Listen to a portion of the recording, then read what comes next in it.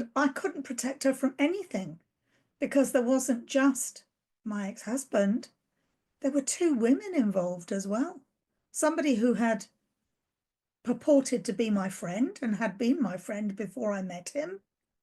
And the other one was my then sister-in-law. And to this day, I still don't understand their behaviors, but I gave up trying as well, because for a long time I wasted headspace trying to understand where they were coming from, why they felt they had to get involved in the breakdown of my marriage, why they felt they had to get involved to put a very painful wedge between my daughter and I.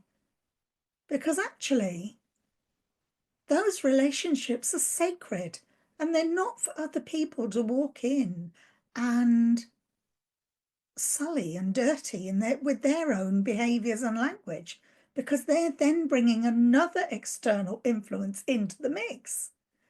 And it just makes everything that much harder.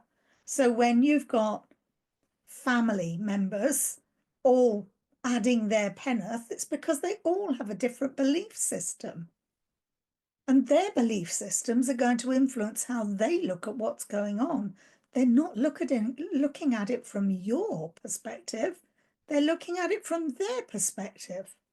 And that's disempowering for everybody.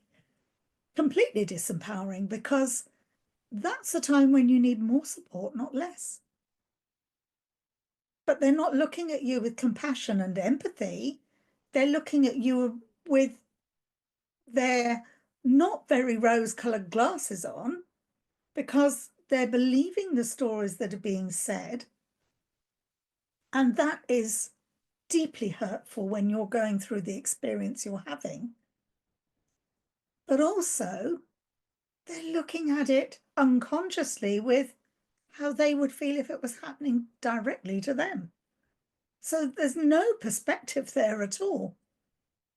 There's no empathy, there's no compassion, there's no real love there. And so it feels even more hurtful to you, because that's when you expect them to step up to the plate. For me, I had both of my parents who had quite tough childhoods because of the war and family stuff that was going on.